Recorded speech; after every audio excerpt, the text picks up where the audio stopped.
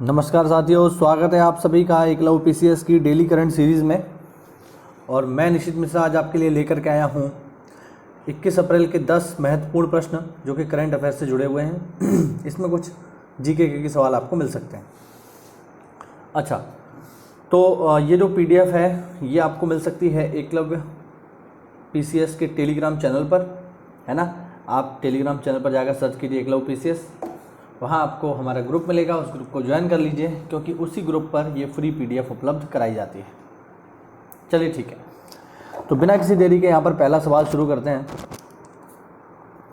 और पहला सवाल है विद्यार्थियों, केंद्रीय कृषि मंत्री नरेंद्र सिंह तोमर ने किस फसलों पर राष्ट्रीय सम्मेलन 2020 की अध्यक्षता की है। विद्यार्थियों, अभी जो रिसेंटली पेपर होने वाले हैं, जो भी पेपर होने वाले हैं उनके लिए ये सवाल अति महत्वपूर्ण श्रेणी में है। मैं पहले ही आपको बता दूं, बेहद इम्पोर्टेंट प्रश्न हो जाएगा ये आने वाले पेपरों के लिए। क्यों हो जाएगा? क्योंकि ये बेहद ही ज्वलंत सवाल है वर्तमान परिस्थितियों पर। एक तो देखिए, कोविड-19 फैला ही हुआ है, कोरोना वायरस।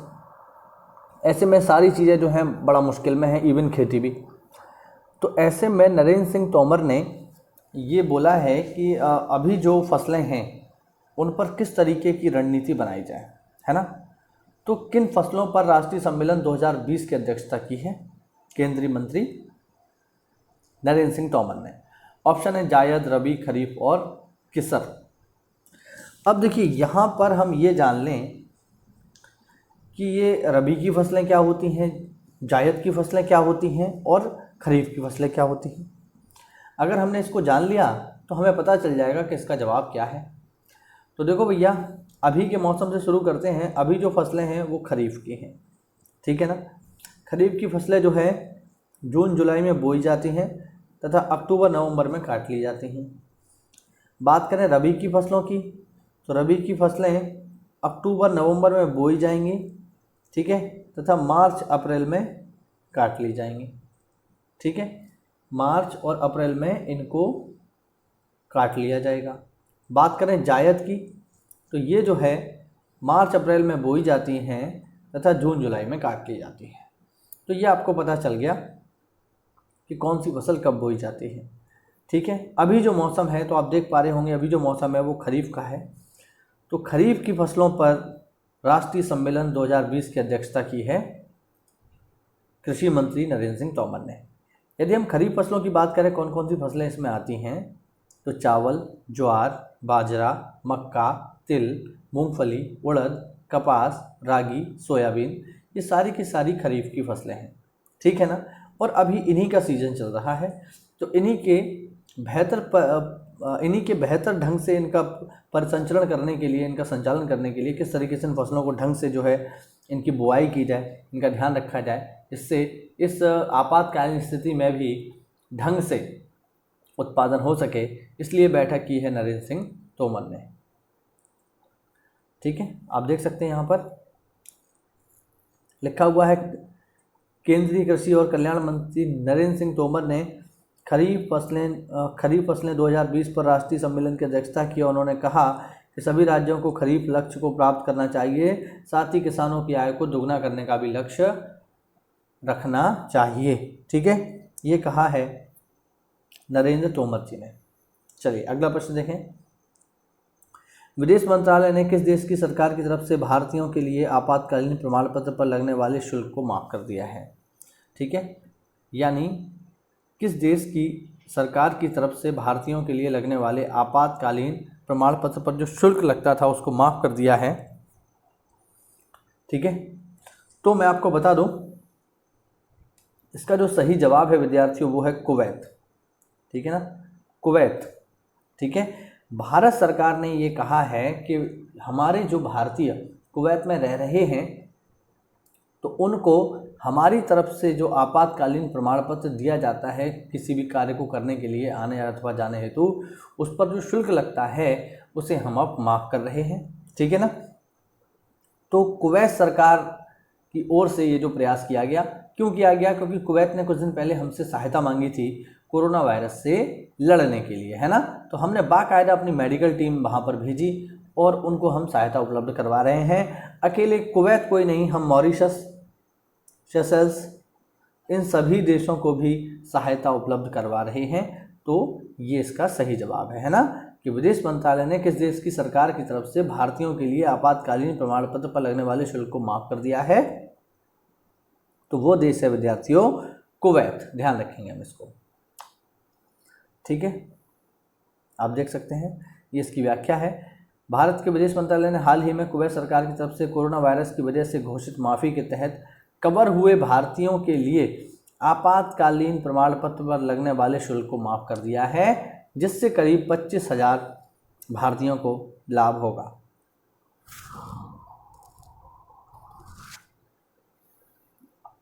देखें अगला सवाल, उस व्यक्ति का नाम बताइए जो भारत सरकार द्वारा गठित 8 सदस्यीय पैनल का प्रमुख है, जिसने नेशनल इंस्टीट्यूट ऑफ वैल्यूअर्स की स्थापना करके वैल्यूअर्स के लिए एक संस्थागत ढांचे का प्रस्ताव रखा है। तो देखो ये वैल्यूअर्स कौन है विद्यार्थियों, तो ये मोस्टली सीए होते हैं, ठीक है। वैल्यूअर्स कौन है, ये हैं चार्टर्ड अकाउंट, सीए हैं, ठीक है, जो अकाउंट्स वगैरह का काम देखते हैं, बेसिकली उनकी बात है ना। तो उस व्यक्ति का नाम बताइए जिसने नेशनल इंस्टीट्यूट ऑफ वैल्यूअर्स की स्थापना की तथा भारत सरकार द्वारा गठित 8 सदस्यीय पैनल का प्रमुख है, ठीक है ना, ठीक है। तो वो व्यक्ति कौन है विद्यार्थियों, वो व्यक्ति हैं MS साहू, ठीक है। MS साहू जी ने यहाँ पर स्थापना की है नेशनल इंस्टीट्यूट ऑफ वैल्यूअर्स की। ये ध्यान रखिएगा, एक्चुअल में सवाल यही है कि बताइए NIV की स्थापना किसने की है। तो NIV क्या है, NIV है नेशनल इंस्टीट्यूट ऑफ वैल्यूअर्स, ठीक है, नेशनल इंस्टीट्यूट ऑफ वैल्यूअर्स, इसकी स्थापना की है MS साहू जी ने। ये किसका संगठन है, तो विद्यार्थियों ये एक प्रकार से जो चार्टर्ड अकाउंट होते हैं उनका संगठन है। चलिए आगे देखें, किस क्रिकेट खिलाड़ी को दुबई स्थित क्रिकेट कोचिंग एकेडमी क्रिक किंगडम का ब्रांड एम्बेसडर नियुक्त किया गया है? किस क्रिकेट खिलाड़ी को दुबई स्थित क्रिकेट कोचिंग एकेडमी क्रिक किंगडम का ब्रांड एम्बेसडर नियुक्त किया गया है? ऑप्शन है शेफाली वर्मा, रोहित शर्मा, विराट कोहली या रविंद्र जडेजा। और इसका सही जवाब आप लोग देख पा रहे होंगे, इसका सही जवाब है रोहित शर्मा, ठीक है ना, इसका सही जवाब है रोहित शर्मा। और देखें आगे, तो देखिए लिखा हुआ है भारतीय क्रिकेट टीम के सीमित ओवरों के उप कप्तान रोहित शर्मा को दुबई स्थित क्रिकेट कोचिंग एकेडमी क्रिक किंगडम का ब्रांड एम्बेसडर नियुक्त किया गया है, जो वैश्विक कोविड-19 महामारी की सदस्यता के बाद ऑनलाइन कोचिंग के लिए एक मंच प्रदान करता है। चलिए विद्यार्थियों आगे देखें, अगला सवाल है हमारे पास, 19 अप्रैल को कौन सा दिवस मनाया जाता है? ठीक है, 19 अप्रैल को कौन सा दिवस मनाया जाता है? तो विद्यार्थियों 19 अप्रैल को दिवस मनाया जाता है विश्व यकृत दिवस। विश्व यकृत दिवस प्रतिवर्ष 19 अप्रैल को मनाया जाता है। ध्यान रखेंगे, पेपर में इस तरीके के सवाल आते हैं कि ये दिवस कब मनाया जाता है, वो दिवस कब मनाया जाता है, तो ये भी हम आपको समय समय पर बताते रहेंगे। चलिए आगे देखें। अच्छा, यहाँ पर ये भी देखिए लिखा हुआ है कि 19 अप्रैल को विश्व यकृत दिवस विश्व में मनाया जाता है। साथ ही भारत द्वारा उपग्रह क्षेत्र में प्रवेश दिवस भी मनाया जाता है। यानी 19 अप्रैल के दिन ही भारत ने जो उपग्रह क्षेत्र है, जो सैटेलाइट एरियाज़ हैं, वहाँ पर एंटर किया था, यानी स्पेस के क्षेत्र में भी एंटर किया था। हाल ही में भारत और किस देश ने विज्ञान तथा प्रौद्योगिकी फोरम ने कोविड-19 से निपटने के लिए आभासी नेटवर्क पर कार्य करने का प्रस्ताव दिया है? बेसिकली यहाँ पर ये पूछ रहा है भारत और कौन से देश ने, मतलब किस देश ने भारत को ये प्रस्ताव दिया है कि वह विज्ञान तथा प्रौद्योगिकी के फील्ड में आगे आए तथा कोविड-19 से निपटने के लिए अपना योगदान दे। ठीक है, तो वो देश कौन सा है विद्यार्थियों? तो वो देश वही है जहाँ पर सबसे ज़्यादा कोविड-19 के मामले देखे गए, और वो देश है अमेरिका। ठीक है ना, वो देश है विद्यार्थियों अमेरिका। आप देख सकते हैं यहाँ पे लिखा हुआ है भारत और अमेरिका देश ने विज्ञान तथा प्रौद्योगिकी फोरम के कोविड-19 से निपटने के लिए आभासी नेटवर्क पर कार्य करने का प्रस्ताव दिया है। चलिए आगे बढ़े।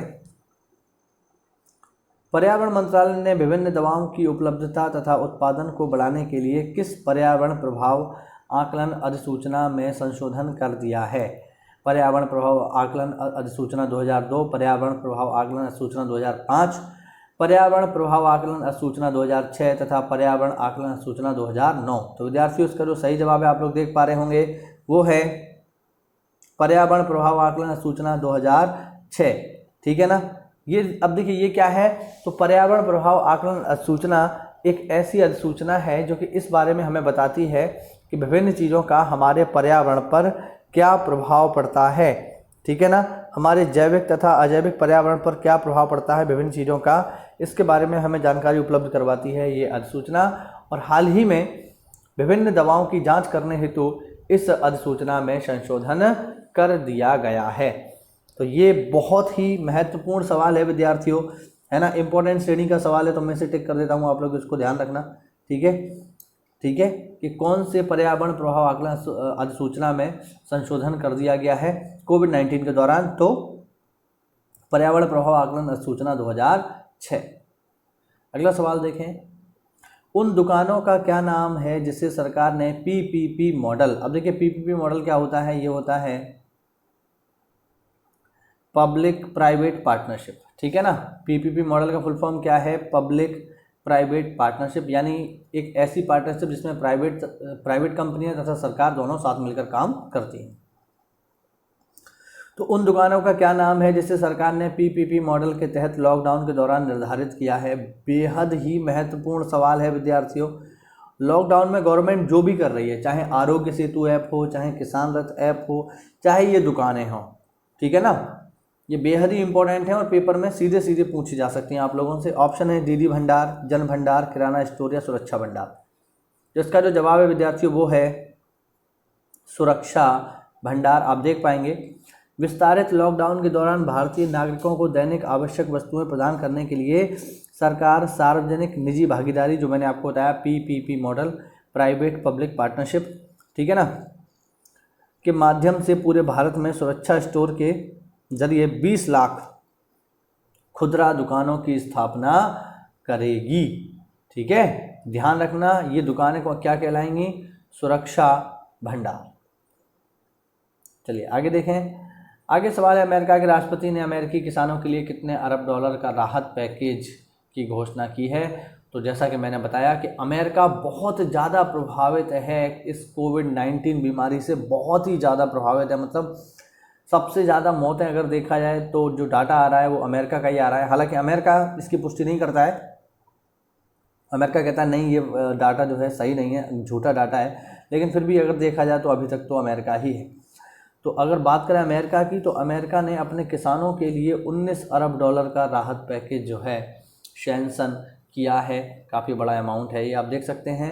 अमेरिका के राष्ट्रपति ने अमेरिकी किसानों के लिए 19 अरब डॉलर का राहत पैकेज की घोषणा की है। साथ ही सरकार किसानों, पशुपालकों से मीट, डेयरी उत्पाद तथा अन्य खाद्य पदार्थों की खरीद के लिए 3 अरब डॉलर भी खर्च करेगी, जिससे किसानों का मनोबल बना रहे, अर्थव्यवस्था चलती रहे। हाल ही में सभी राज्यों तथा केंद्र शासित प्रदेशों को स्कूल फीस नहीं बढ़ाने का आदेश दिया गया है। ठीक है, हाल ही में किसने सभी राज्यों तथा केंद्र शासित प्रदेशों में स्कूल फीस नहीं बढ़ाने का आदेश दिया है? किसने दिया है विद्यार्थियों? तो ये आदेश दिया है सीबीएसई ने। सीबीएसई ने ये कहा है कि भैया सभी बोर्ड, देखिए यहाँ पे लिखा हुआ है, केंद्रीय माध्यमिक शिक्षा बोर्ड ने सभी राज्यों तथा केंद्र शासित प्रदेशों को स्कूल फीस नहीं बढ़ाने का आदेश दिया है। साथ ही शिक्षकों को वेतन भी देने का आदेश दिया है। लॉकडाउन के कारण स्कूल बंद हैं तथा निजी स्कूलों ने सालाना फीस बढ़ाने का फैसला लिया है। इसीलिए सीबीएसई ने ये कहा है कि कोई भी फीस नहीं बढ़ाई जाएगी। ठीक है, तो ये थे विद्यार्थियों 10 इंपॉर्टेंट सवाल जो करंट अफेयर से जुड़े हुए थे। और जैसा कि अगर ये आपको पीडीएफ चाहिए तो आप हमारा टेलीग्राम चैनल ज्वाइन कर लें, वहाँ आपको ये जो है फ्री में मिल जाएगी उस चैनल पर। तो जल्दी से जल्दी इसको ज्वाइन करें और वीडियो कैसा लगा हमें कमेंट करके अवश्य बताएं। चलिए आज के लिए तय रखते हैं। जय हिंद, जय भारत।